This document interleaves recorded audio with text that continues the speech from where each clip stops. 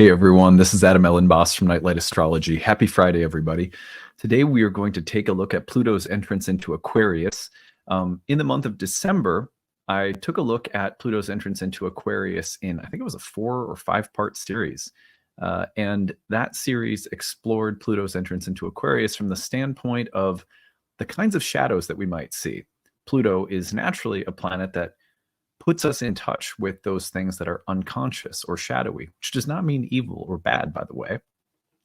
It is just one of the natural things that Pluto does, to put us in touch with things that are hidden or unseen or unconscious.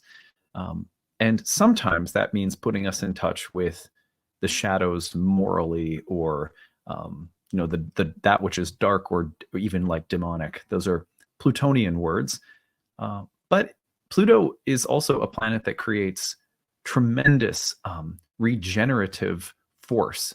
And whatever sign it enters, it unleashes a creative potential in the sign that is truly tremendous. Sometimes that comes through the destructive quality of Pluto. For example, in the tarot, you have the sequence of the Tower card and the Star card. There's sort of this devastation followed by the envisioning of new things and the kind of grace or recovery or healing that comes after loss or destructiveness. In the same way, we have the cycles of creation, maintenance, destruction, for example, in Indian philosophy.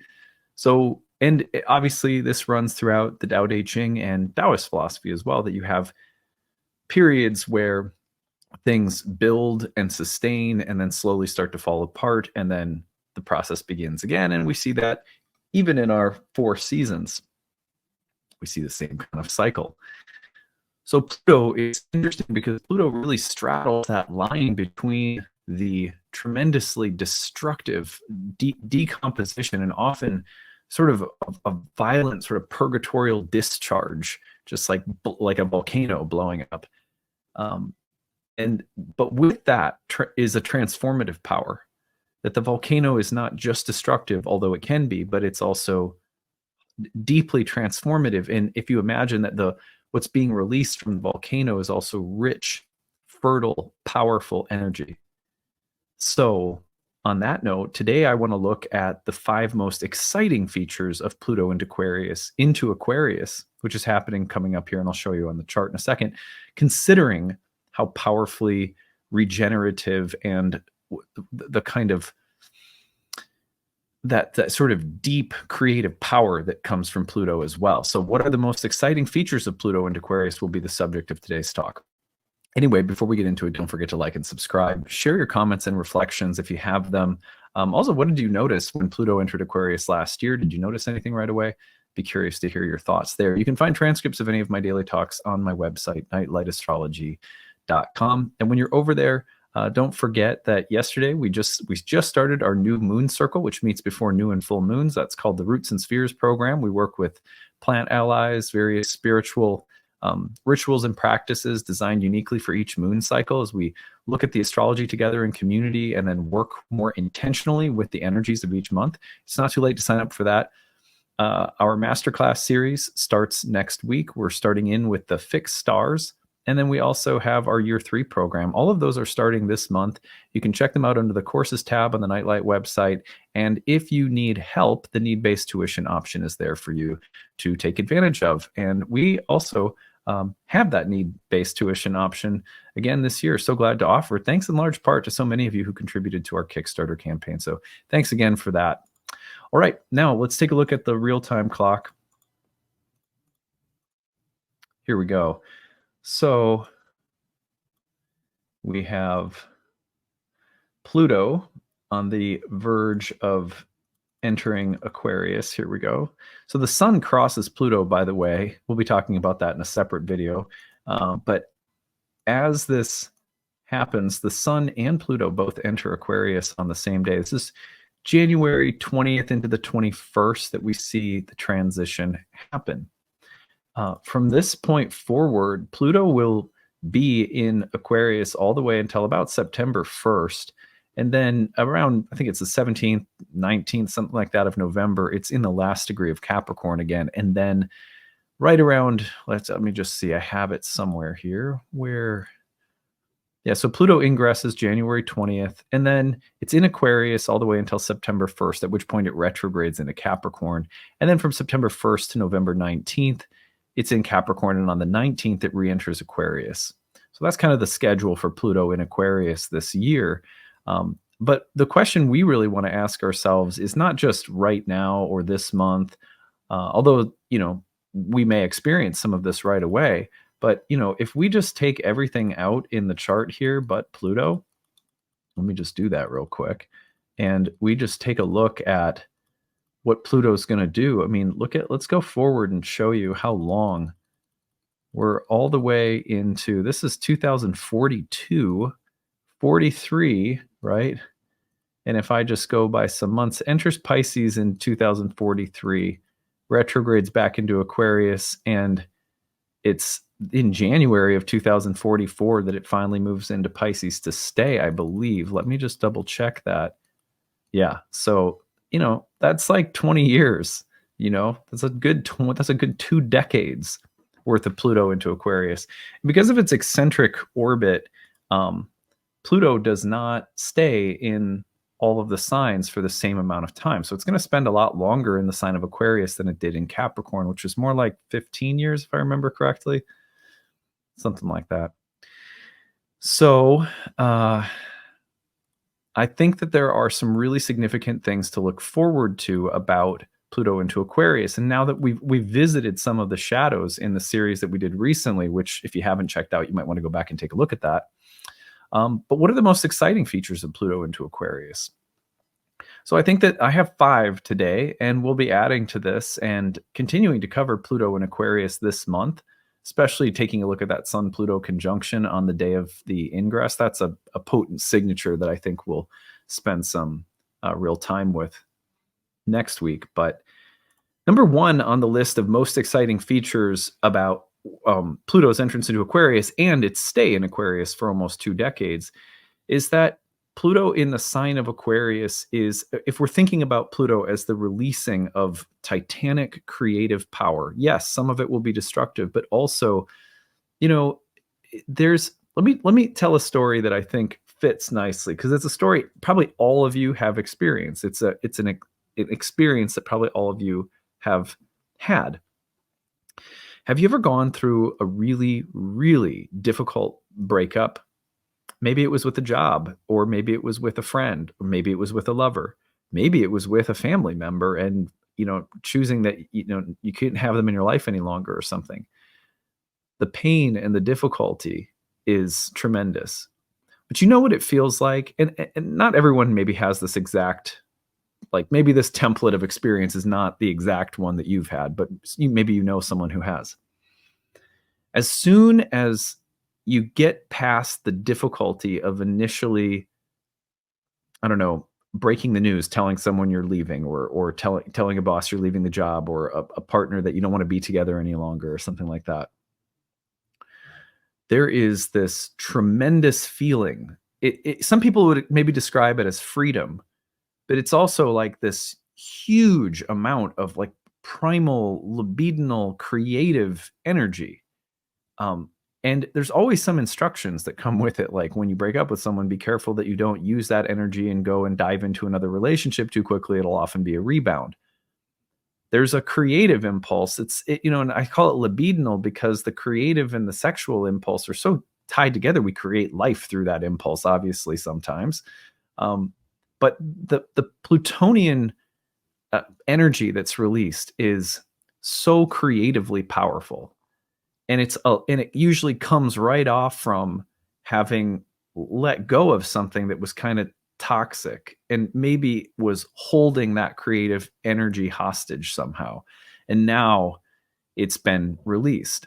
And so that's the tremendous power of Pluto. Now, placing that into the sign of Aquarius is interesting because one of the things that Aquarius represents is something in the world of philosophy that might be called a universal. And it goes back to, the roots of archetypal thinking in the ancient world, which we sometimes attribute to Plato, but it's really older than Plato. And we see versions of it in many different philosophical, religious, mystical traditions in the ancient world. But it's the idea that there are universal images or archetypes that we dedicate ourselves to them. For example, as a collective, now speaking as a collective, because that's something Aquarius also tends to signify, is humanity at large, as opposed to the individual. Although there's this tremendous tension in Aquarius, in that sign, between the individual and the group, between individuality and collectivity. We'll talk more about that in a little bit. But the thing that propels humans along a course is the ideas that we embrace, the ideas / images that we embrace as archetypal foundations for a society. And I'm going to get through this today without fucking screaming. All right. Sorry. All right. So the thing that moves our story along is, for example, an idea about how a society should be operated or held together: monarchy, democracy. Do you get what I'm saying? And there's so many other examples: a matriarchy, a patriarchy, whatever. The point is that human beings have always adopted images / ideas, ade, archai, archetypal. Archetypes are interesting because they're both ideas philosophically, but they're also images. They're not just abstract principles or intellectual. They're not just conceptual. They're concepts married to actual embodied imagery. Justice is always depicted in pictures throughout history, holding the scale blindfolded, or beauty is Aphrodite. Do you know what I mean? Do you know what I mean? So when you think of an archetype and you think of ideas in Aquarius universals, don't just think of principles or philosophies. Think of ideas and how we tend to see them embodied in images that relate to the sensual world that we inhabit. This is what, in a sense, we clothe, the gods are clothed in ideas, and ideas are clothed by the forms of the gods, and you can't separate the two. But anyway, humanity needs universals. We evolve, we grow. Our story collectively is told according to the ideas that we have. And what's so powerful about Pluto in Aquarius is that we can get in touch with like really profoundly exciting new ideas. Some of them may come in the wake of destructive elements in the human soul and in humanity at large. But we can't underestimate what powerful new archetypal images and ideas will guide us forward. And we need them. I mean, I listened to a talk recently by Nightlight. There's a Nightlight student. His name was Peter Young, and he's like a PhD in philosophy or something. And he did a story. I think you can find it on YouTube. Anyway, he was talking about how modern sort of secular self-help psychology has not necessarily done us all the best favors in the world. And it was a really smart and interesting talk. At least I thought it was. And in the talk, he said, when we focus on the importance of individual values, and just like the prescription for growth individually is to just locate, identify which values are really important to your happiness and then focus on them. The problem with that is that when values are considered to be they're considered to be subjective, then it's like you're free to value whatever you want, and your happiness is utterly relative and totally dependent upon you just pursuing your own happiness according to your own decisions about values. And he said, well, what about universals? For example, a claim that Aquarius will make, and this is like unique to the sign, not an Aquarian, like being identified as an Aquarian, but just the sign. It is better to live a life that is aiming toward the ideal of a wise woman, like imagine like a grandmotherly sage who is compassionate, who is a healer, who has some kind of temperance, or the Buddha or Christ or Mother Teresa. I mean, you name whoever. That it's better to aim toward those qualities, those universals like peace, patience, compassion, kindness, tolerance, mercy, justice, love. Uh, you know, it's better to aim your life toward those things than to just be like, well, I don't know, like I value having money or something. You know what I mean? Like my own values suggest that having as many things as I can really makes me happy. And so, I mean, not that I don't think a lot of people listen to this kind of content or like that, right? But the point of his talk, which I really thought was compelling, was that like humans need universals.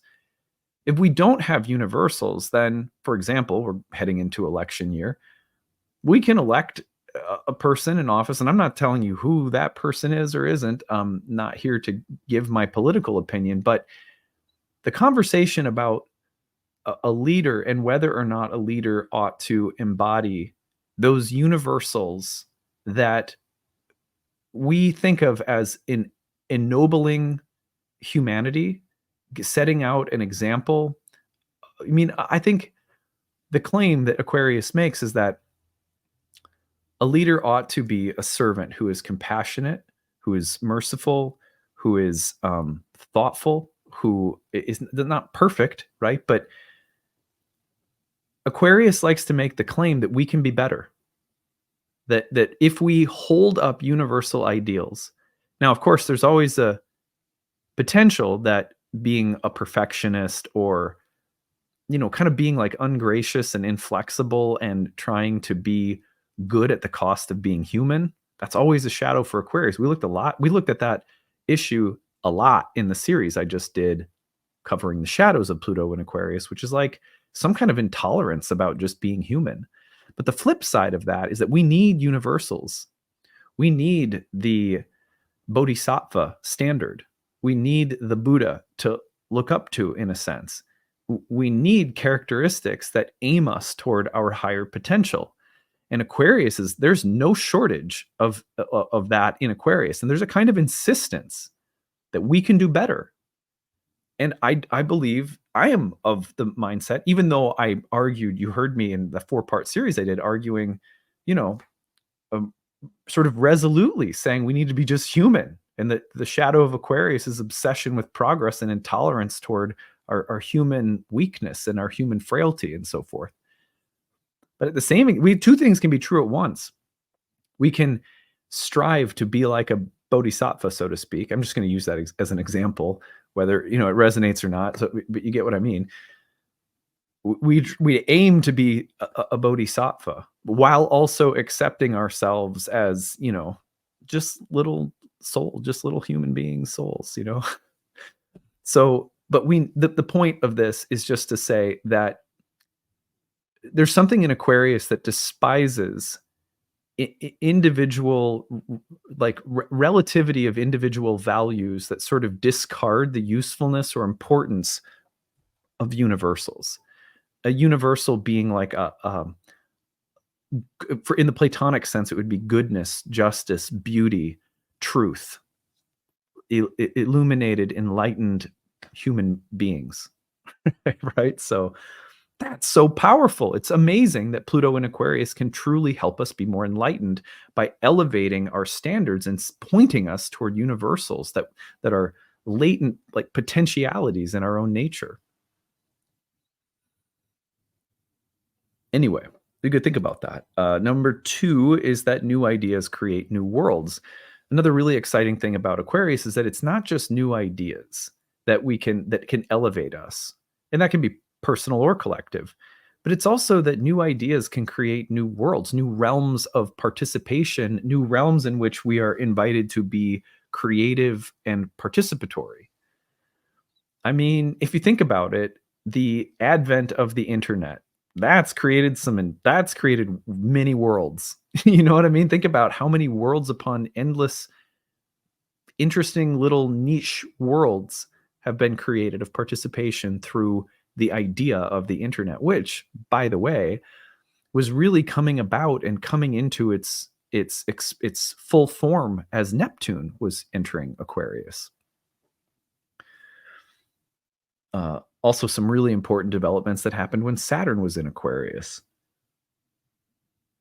So I think one of the most exciting things we have to look forward to is, yeah, I mean, there's problems with the worlds that, Pluto and Aquarius can create some things that, like, oh, we were talking about the shadows of technological progress, for example, and so forth. But new ideas create new worlds, and new worlds we need those. There's a reason that we keep making them, because we're curious beings that want to explore. And the thing we have to remember is that at least I believe this. I believe that the divine is out there saying, explore, create.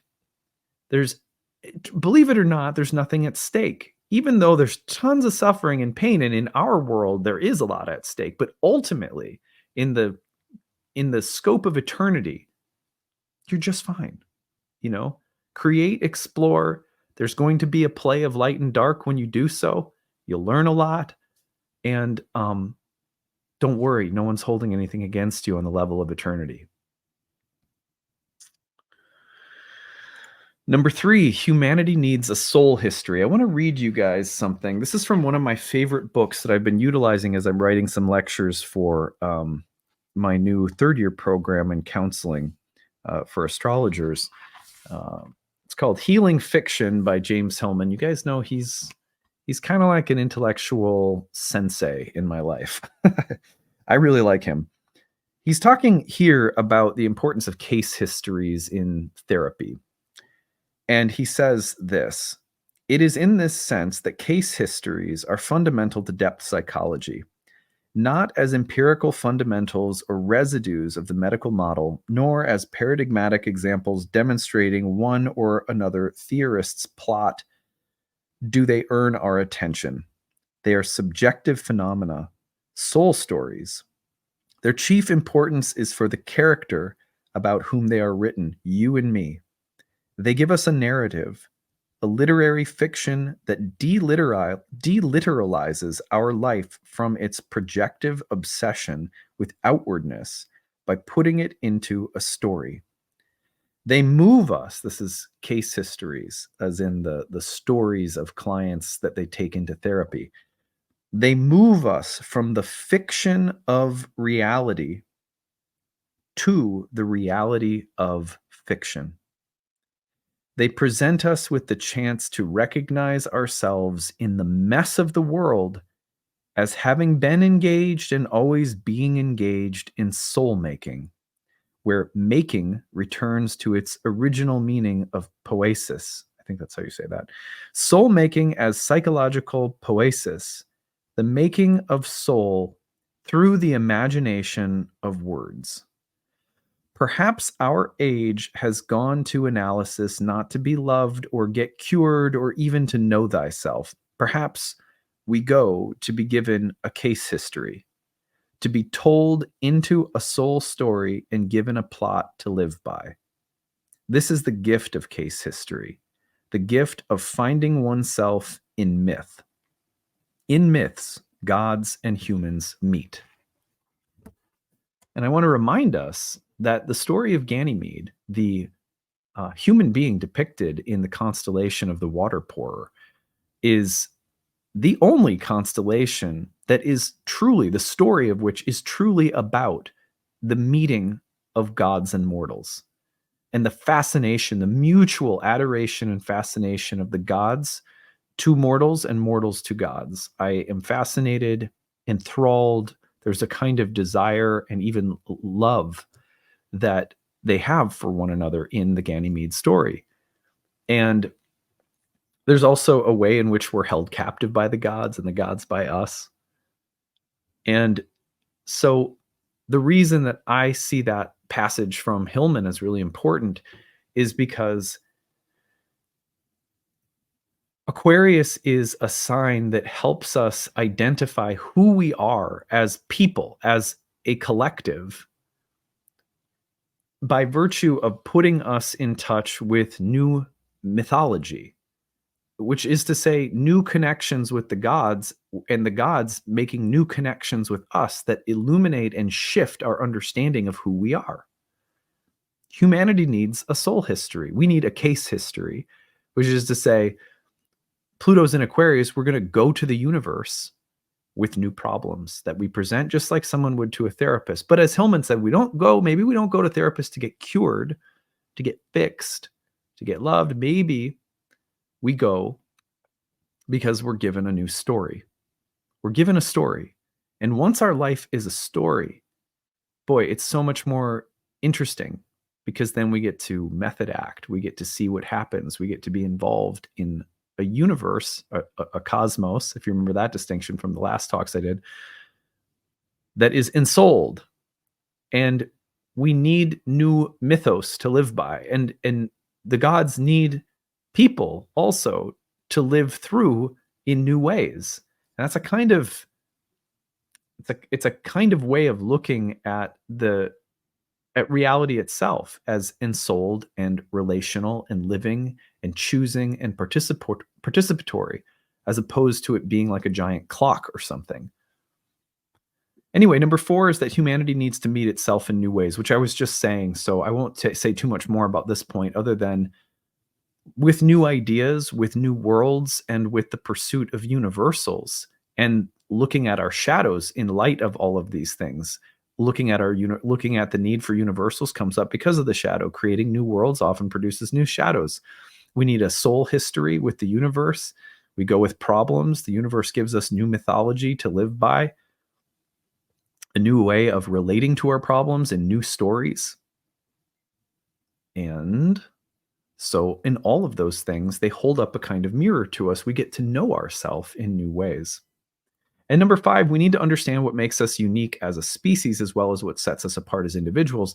This is one of the tensions apparent through the Leo-Aquarius axis as a whole, or the Sun-Saturn dynamic as a whole.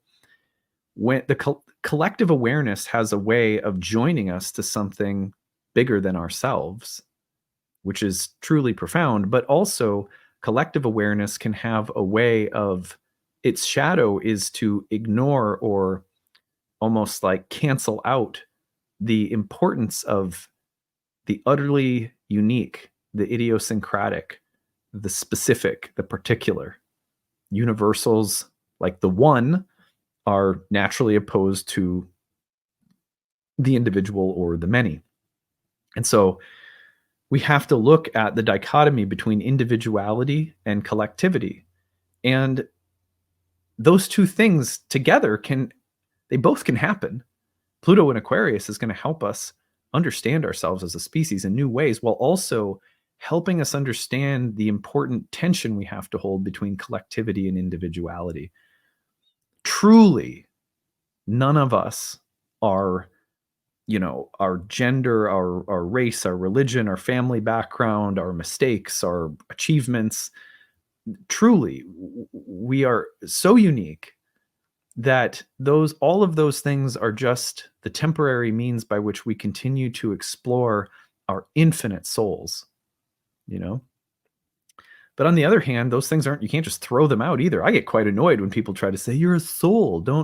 Doesn't matter, like, your gender, race, sex, creed, background, mistakes, blessings, achievements, none of those things matter. Well, yeah, they do. You know what I mean? They matter a lot.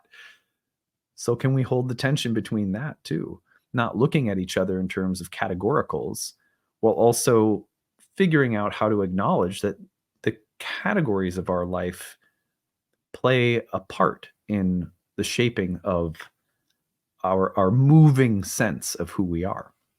Anyway, I find that as a powerful opportunity, that this tension can be looked at in depth, because it's one that we probably need to look at in depth as our species is becoming more vividly interconnected it's tempting to for the individual to get blotted out, or as our you could say the opposite, as our world gets increasingly more individualistic, it's easy to feel like you're not a part of anything bigger than yourself. So that tension, the holding and amplifying of that tension is one of the great creative potentials of Pluto and Aquarius.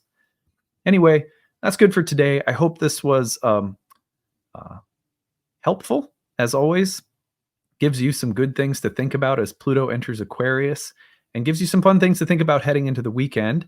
We will be back next week. Don't forget, got some new programs started. If you need any tuition assistance help, you can be sure to take advantage of that over on the website for the masterclass series, which starts next week, Roots and Spheres, which just began, or the year 3 program in counseling astrology. That's it. Have a great weekend.